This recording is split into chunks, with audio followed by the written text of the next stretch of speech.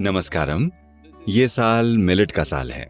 वैसे हम बचपन से ही मिलेट का उपयोग करते आ रहे हैं, लेकिन अब ये ज़रूरी हो गया है कि हम इसे पूरी आबादी तक पहुंचाएं, पूरी दुनिया तक पहुंचाएं, चाहे ये कैसे भी करना पड़े, क्योंकि ये बहुत ज़रूरी है। अगर हम लोग बड़े पैमाने पर इंसानों की सेहत को देखें, जो कि एक गंभीर समस्या बन चुकी है, और एक ही तरह का अनाज खाने से जो पोषक तत्वों में कमी आई है, और ये जो सारी दुनिया में एक महामारी की तरह फैलती डायबिटीज की बीमारी है और खासतौर से भारत में है, इसका सबसे महत्वपूर्ण पहलू ये है कि मिलेट या मोटे अनाज की खेती चावल और गेहूं की तुलना में मिट्टी में फिर से जान फूंकने के लिए कहीं ज्यादा बेहतर विकल्प है, जो कि आज पूरी दुनिया में सबसे ज्यादा खाए जाने वाले अनाज बन गए हैं।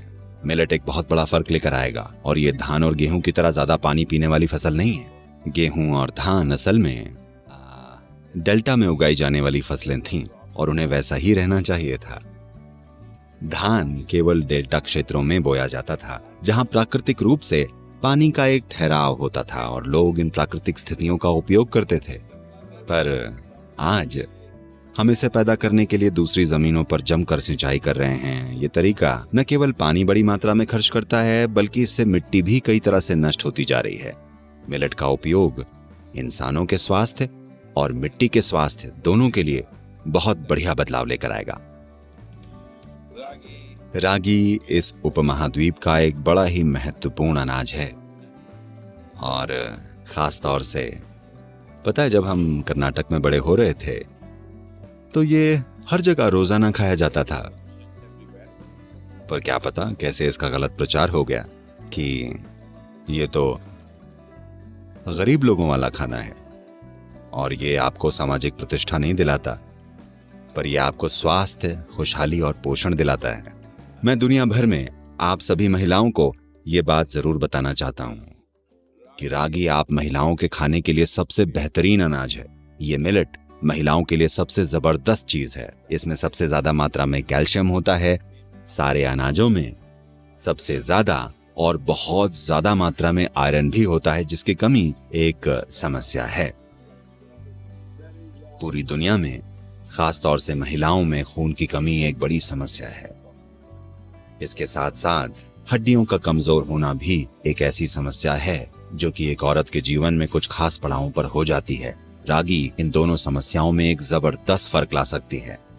तो ज्यादातर घरों में कुकिंग, मेरा मानना है, हाँ, अगर आप ऑनलाइन ऐप से मंगा कर ना खाते हो तो मेरा ऐसा मानना है कि आज भी ज्यादातर कुकिंग महिलाओं द्वारा की जाती है, और उन्हें इस अनाज को चुनना चाहिए और पक्का करना चाहिए कि हर कोई ये खाए। ऐसा नहीं है कि पुरुषों के लिए अच्छा नहीं है, ये सभी के लिए अच्छा है, पर मैं कह रहा हूं एक स्त्री के लिए इसके विशेष फायदे हैं, क्योंकि पोषक तत्वों में कमी, कुछ खास मानकों में ये कमी एक ही तरह का अनाज खाते रहने से हुई है, और हर कोई पोषण के दूसरे पहलुओं को बहुत अच्छी तरह मेंटेन नहीं कर सकता।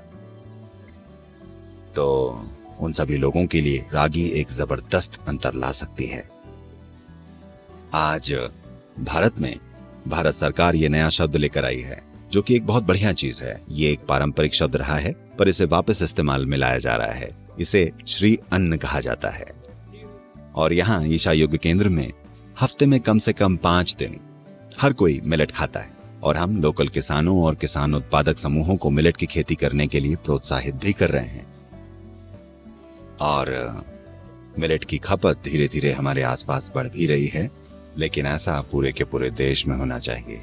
एक स्वस्थ आबादी और स्वस्थ मानवता बनाने के लिए ऐसा सारी दुनिया में होना चाहिए। ये बड़ा धीरे धीरे पचने वाला अनाज है, यानी आपका शुगर लेवल अचानक से नहीं बढ़ता, क्योंकि अगर आप मिलेट खाते हैं, ये अपने ग्लूकोज वाले हिस्से को बहुत धीरे धीरे छोड़ता है। इसलिए खास तौर से जो लोग डायबिटीज से पीड़ित हैं या जिनकी जिंदगी डायबिटीज की वजह से खतरे में है, आपके लिए रागी है। और दूसरे मिलेट भी हैं जो बहुत बढ़िया काम कर सकते हैं। ये है कि हमें पूरी दुनिया में मिलेट को खाने के लिए एक बड़े पैमाने पर वापस लाना होगा इसके उपयोग को, अगर हम सच में मिट्टी की हालत को पलटना चाहते हैं तो। And also turn human health around in many ways. और कई मायनों में इंसानों के स्वास्थ्य को भी, क्योंकि जैसे जैसे देश विकसित होते हैं, समृद्ध होते जाते हैं, वो सेहत की देखभाल पर बेशुमार पैसा खर्च करते हैं। ऐसा नहीं होना चाहिए, क्योंकि जब एक देश समृद्ध हो जाता है तो उसके पास पोषण और जीवन शैली दोनों की चॉइस होती है, और जब पोषण और जीवन शैली की चॉइस मौजूद हो तो आमतौर पर आपको बीमार पड़ना ही नहीं चाहिए, आपको इसका ख्याल रखना ही चाहिए। पर दुर्भाग्य से देश जितने ज़्यादा अमीर होते जा रहे हैं उतने ही ज़्यादा बीमार होते जा रहे हैं। ये भी एक वजह है कि क्यों हम ये देख रहे हैं कि मिलेट को हर किसी की डाइट में कैसे शामिल करवाया जाए, और इसमें रुचि लेने की बुनियादी वजह यह है कि मिट्टी स्वस्थ रहे। इससे दुनिया में मिट्टी को फिर से जिंदा करने में, मिट्टी को फिर से वापस लाने में एक बड़ा अंतर आ सकता है। अगर जितना अनाज हम खाते हैं उसका 50 से 60% मिलेट हो जाए और बड़ी आसानी से इन्हें हर तरह की मौसमी परिस्थितियों में उगाया जा सकता है, और ये सुनिश्चित किया जा सकता है कि दुनिया में अकाल नाम की कोई चीज ही न रह जाए। अगर हम वाकई मिलेट की खेती बड़े पैमाने पर करें और इसमें दुनिया का हर क्षेत्र शामिल हो जाए और साथ ही अपने खान पान की आदतों में थोड़ा बदलाव कर लें, अगर हम ये सब करें तो हम ये पक्का कर सकते हैं कि हमें बार बार दुनिया को जिन दर्दनाक अकालों से गुजरते देखना पड़ता है, ऐसा फिर कभी नहीं होगा। अभी अन्न एक जगह उगाया जाता है और लोग उसे 5000 मील दूर खाते हैं। ऐसा नहीं होना चाहिए। बुनियादी भोजन को वहीं उगाया जाना चाहिए जहां लोग रहते हैं, और मिलेट इसका समाधान है, क्योंकि ये किसी भी परिस्थिति में उग सकता है, हर तरह की मिट्टी में, हर तरह के मौसम में, तरह तरह की जलवायु परिस्थितियों में मिलेट की खेती हर जगह हो सकती है, और आप इसे बहुत कम पानी में उगा सकते हैं। तो मिलेट समाधान है हमारी सेहत का, हमारी मिट्टी की सेहत का, और ये पक्का करने के लिए कि दुनिया में कहीं कोई अकाल ना पड़े और किसी की भी मृत्यु भूख की वजह से ना हो। आइए इसे संभव बनाएं।